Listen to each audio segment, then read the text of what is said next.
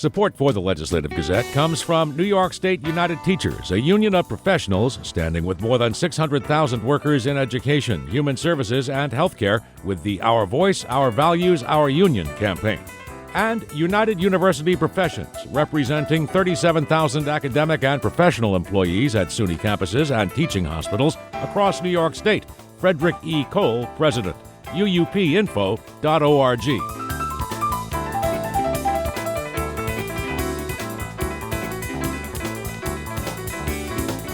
Governor Kathy Hochul, responding to strict new abortion laws in Texas, says she'll make New York a safe legal haven for women's reproductive health. The Legislative Gazette's Karen DeWitt reports.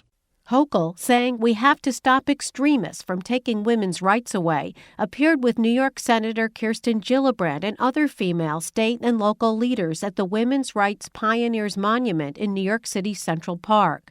The Texas law prohibits abortions after 6 weeks of pregnancy and creates a kind of bounty system where people can be paid up to $10,000 if they report potential violators. The U.S. Supreme Court refused to issue a stay of the law while it reviews the case. Several other states, including Mississippi, Alabama, and Ohio, are considering similar laws. Hochul says the law takes away rights that many women have taken for granted for nearly half a century. I guarantee I did not know I was pregnant with my first child at 6 weeks. I actually went on a whitewater rafting trip, it turns out, at 3 months because I didn't know I was pregnant. I mean, that is the reality of real people, okay? We don't always know. So you're denied the choice that should be yours as a woman.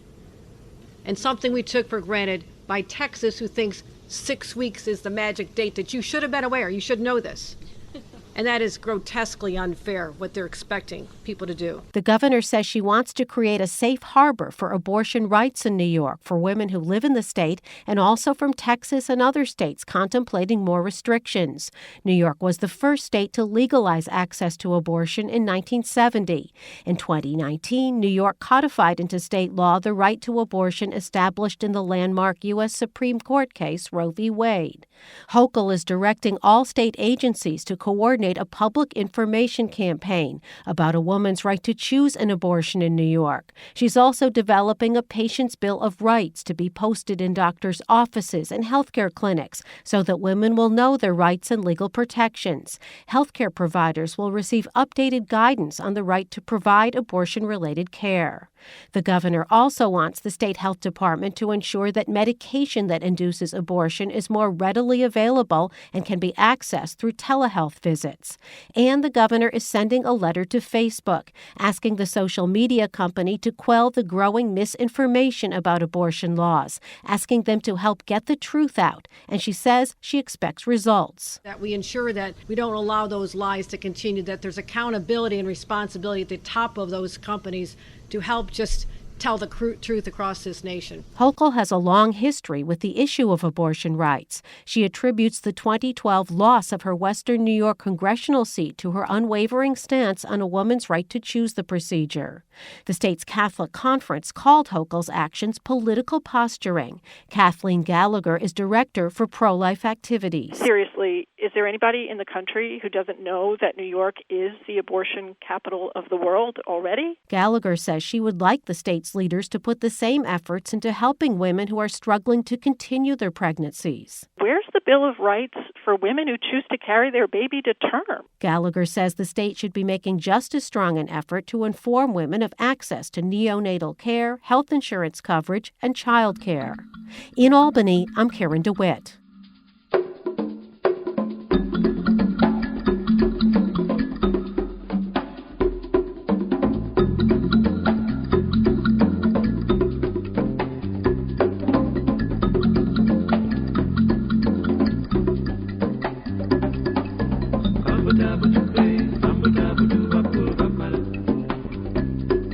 You are listening to the Legislative Gazette, a program about New York State government and politics. I'm David Gustina. New Yorkers are still getting to know their new governor, according to the results of a Siena College Research Institute poll out this week. The Legislative Gazette's Ian Pickus with details. Less than a month after taking office, New York Governor Kathy Hochul is viewed favorably by 42% of voters and unfavorably by 17%. 41% either don't know the Democrat or know enough about her to have an opinion. The poll found voters say Hochul, who took over for disgraced Governor Andrew Cuomo, has a more collaborative approach to government leadership than her predecessor by a 52 to 18% margin. Nearly three-quarters say it's exciting to have the state's first female governor. Steve Greenberg is a spokesman for the poll. Early on, she certainly has the ability to control the bully pulpit and make news. She's been across the state multiple times in her first few weeks as governor. So we asked voters early on, how's she doing? 44% of voters say she's doing either an excellent or good job so far. 27% say she's doing a fair job. 10% say she's doing a poor job. The poll found Cuomo with a negative 34 to 55% favorability rating, his worst mark ever. But 39% say he left New York a better place to live and work. Cuomo's final job performance rating was 50 to 48%. Hochul's margin is 44 to 37. The Democrat has already said she plans to run for a full term in 2022. Greenberg says some potential primary opponents next year are also largely unknown to voters. One of the people mentioned as a potential Democratic gubernatorial candidate is the Attorney General, Letitia James. She's been elected statewide as well. Right now, 38% of voters view James favorably, 18% unfavorably, 45% either don't know her or don't know enough about her to have an opinion. Very comparable numbers to where Kathy Hochul stands. Greenberg says State Comptroller Tom DiNapoli is also something of a mystery to voters. His favorability rating, 22-14, 64%, nearly two-thirds of voters don't know enough about Tom DiNapoli to have an opinion, and he's been in statewide office for over a decade. So it's a challenge if you're not the governor or the United States senator to really have the voters, the majority of voters across the state, know who you are, pay attention to the job that you're doing. Not many New York voters have paid much attention to the race for the Republican nomination for governor in 2022. The poll found Andrew Giuliani with a negative 29 to 42% favorability rating. The GOP-backed Congressman Lee Zeldin has an 18 to 15% favorability rating. And former Republican gubernatorial candidate and Westchester County Executive Rob Astorino has a 17 to 15% favorability rating. The poll also finds President Biden's favorability down since June from 64% to 57%. As for the pandemic, New York voters generally support COVID-19 vaccine mandates. 65% of New Yorkers say they support employers requiring their employees to be vaccinated. Even higher, 69% say they support schools requiring vaccines for teachers and staff. When we asked how it's going to affect you, do you support businesses like gyms or restaurants requiring their customers to show proof of vaccination? Two-thirds, 66 to 32%, say yes, they support it. The poll of 700 registered voters in New York was conducted September 7th through 12th and has a margin of error of 4.2 percentage points. For the Legislative Gazette, I'm Ian Pickus.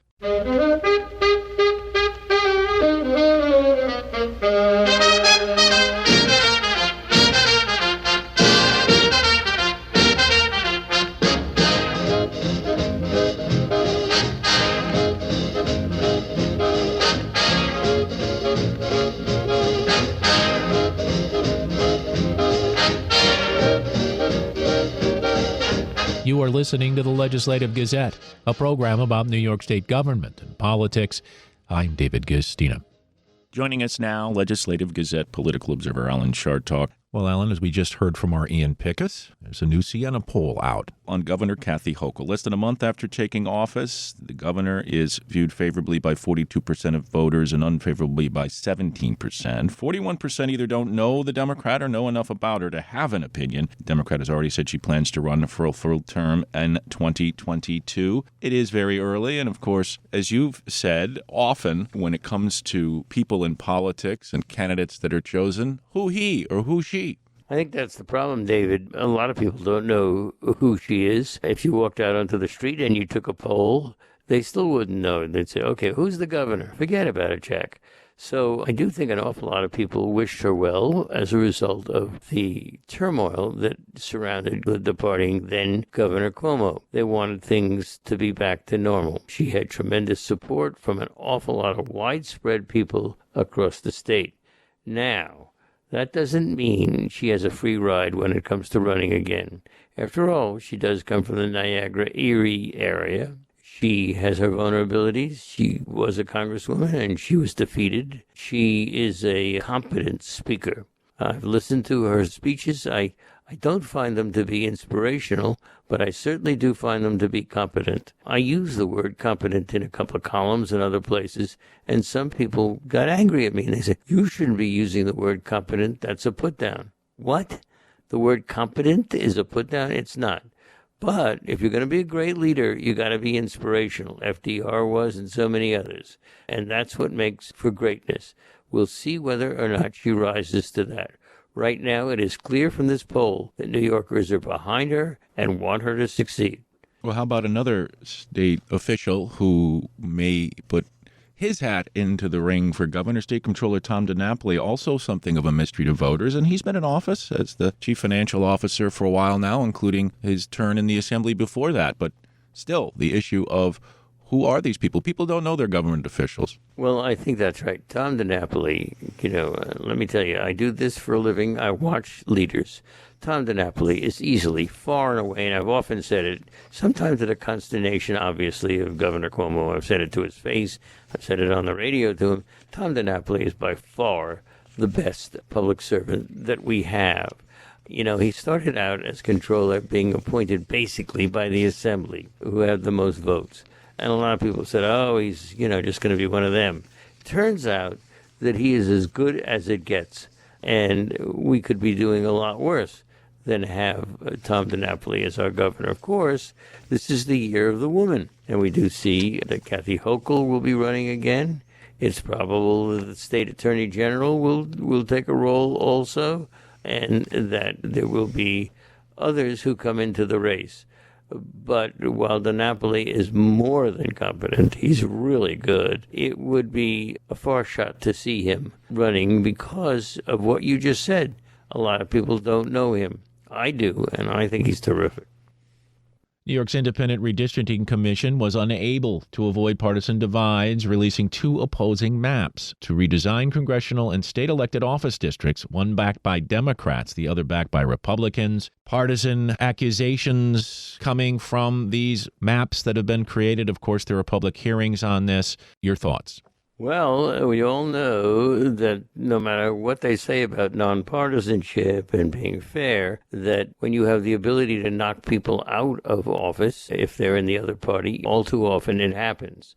Now, we do know that when the last time this was done, it had to be done with an eye towards keeping the people in the Republican-dominated state Senate happy, or the potential of Republican domination in the state Senate happy. Now, the state Senate is pretty comfortably in Democratic hands, as is the Assembly. And so when you see that the legislature is going to have the last swipe at this, it is probably that the New York plan will succeed in adding a couple of congressmen to the very close Nancy Pelosi leadership problem of keeping the House Democratic. Well, you can be sure that not only are they doing it here in New York, but that they're doing it in Republican states also. And so it is a corrupt system because the gerrymander is what is creating winners and losers. And that shouldn't be. There should be a mechanism whereby this is done fairly and correctly. New York passed such a law, but apparently forget about that. They're going to do what's good for the Democrats in New York, as the Republicans will do what's good for the Republicans in their states. Alan, what about something we haven't talked about in a while and something seems to have disappeared from the headlines, which is the investigation into former President Donald Trump's organization by the New York City DA. Also, Tish James, the AG, has investigations into him, but everything's sort of gone silent. Yes, I'm very disappointed in what's happened. We heard an awful lot about what was going to happen when Trump was removed by the electorate from office. He was, and it hasn't happened. Look, this guy Trump stood up and said, let's go to the Capitol. He motivated the riot. Now we're taking pleas. We're saying you shouldn't have done it. We're slapping people on the hand a lot too lightly for what they did. So why Trump isn't indicted for what he did, why he isn't in jail for the kinds of things we've heard, I don't know. Nevertheless, something is terribly wrong here in terms of giving him and assigning him the responsibility for what he's done. Alan, I didn't get a chance to ask you this, but I wanted to get to it. The Federal Bureau of Investigation released the first of what is expected to be several documents related to its investigation of the 9/11 terror attacks and suspected Saudi government support for hijackers. The newly declassified document provides details of the FBI's work to investigate the alleged logistical support that a Saudi consular official and a suspected Saudi intelligence agent in Los Angeles provided at least two of the men who hijacked planes on September 11, 2001. We've always known of this Saudi involvement. We knew the hijackers were Saudi nationals. And yet we've been in Iraq and we've been in Afghanistan, and the Saudis, well, we seem to have a, in quotes, special relationship with them. That's right. Look, in the old days, we needed the Saudi oil. I didn't like it. Now we don't need their oil. In fact, we're moving away from fossil fuels, which we should be doing. So there doesn't seem to be a rationale for the continued relationship with the Saudis. And the fact that this material has been released and is so embarrassing to them shows us the Biden administration may be on the right track here. Legislative Gazette political observer Alan Chartock.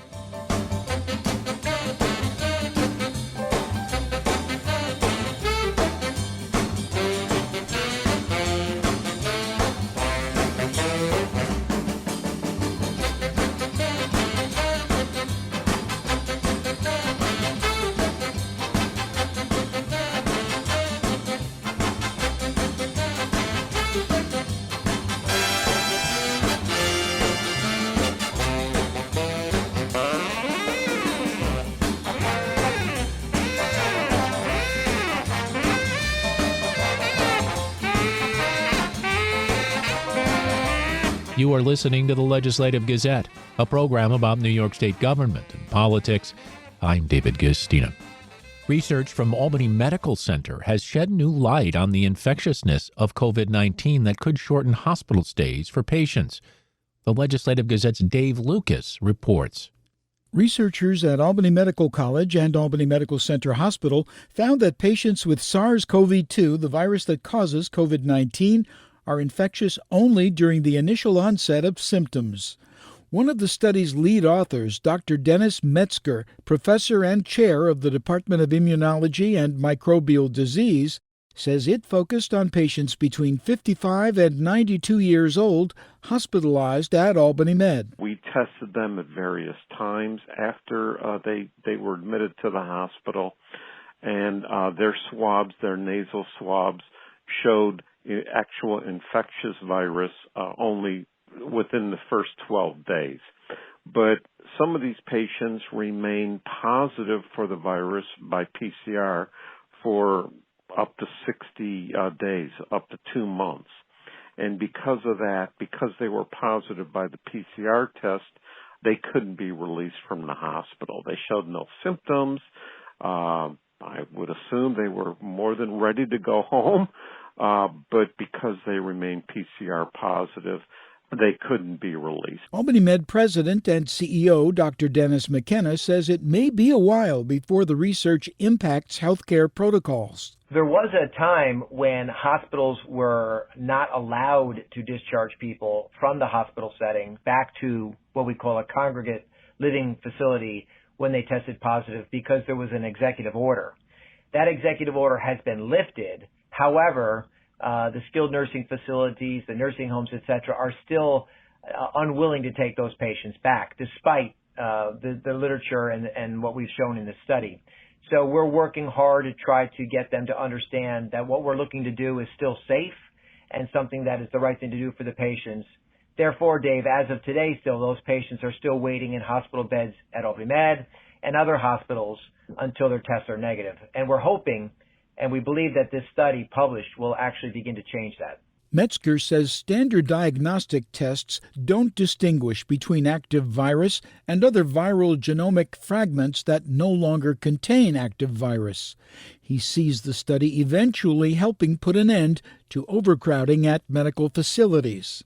Nobody wants to be stuck in the hospital for 2 months when you don't need to.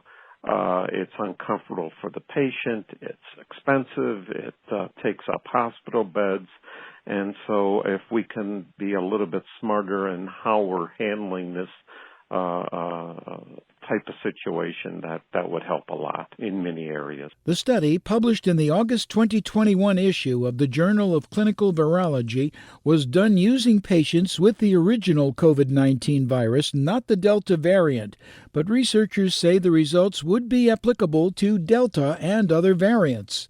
There's a link to the study at wamc.org. For the Legislative Gazette, I'm Dave Lucas.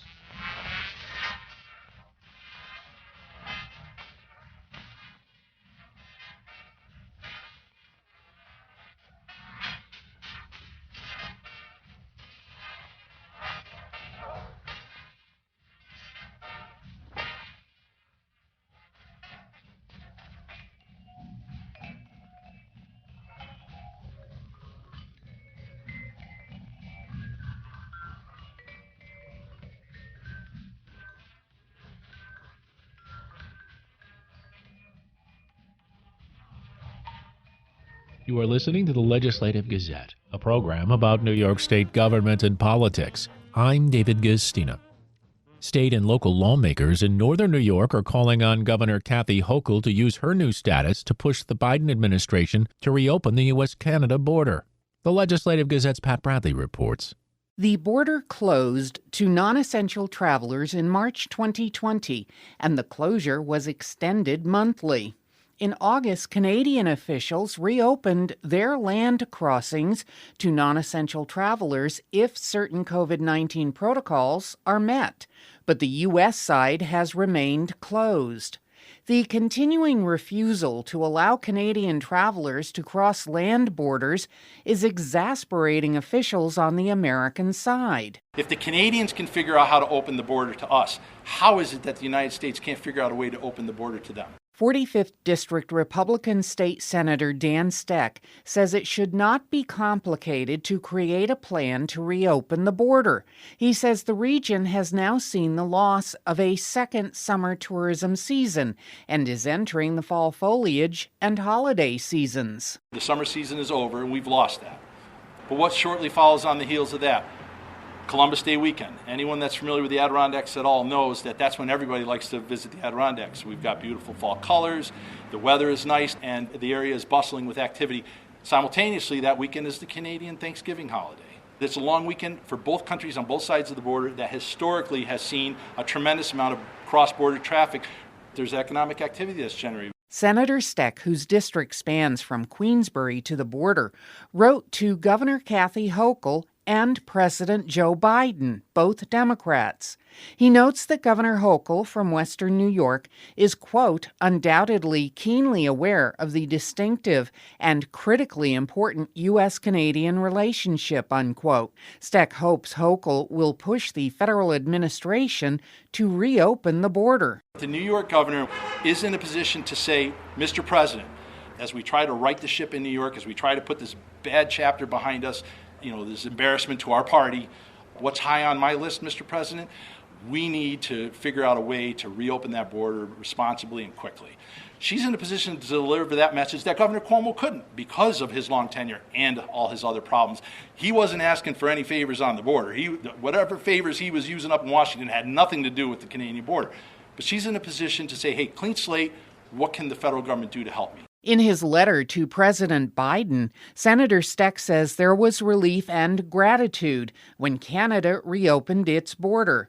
But he is dismayed that the U.S. did not reciprocate. No plan for the border is inexcusable. It's not professional. It does not bode well for confidence in governance, our inability to come up with this is the plan for the Canadian border. A few months ago, it was the Canadians that were skittish, and we were talking about unilaterally reopening the border. Now here we find ourselves in mid-September, and it's flip-flopped where the Canadians are the one that are letting vaccinated New Yorkers in, but the United States has not reciprocated that. And again, that's no way to treat your best friend on the international scene. Republican Clinton County Legislature Chair Mark Henry says all things considered, the region's economy is in fairly good shape. Clinton County economy is doing fairly well. Our sales taxes are up, our revenues are up. Some of that has to do with the planning of this legislature and the budget that we built over the last year. The numbers are okay. We think they would have been better. On the issue of the Canadian border, we in Clinton County need this border open. We need clarity, we need a plan, we need it done safely. We know that's not going to happen tomorrow, but give us a plan. U.S. officials will determine whether to keep the land borders closed for another month on September 21st. For the Legislative Gazette, I'm Pat Bradley.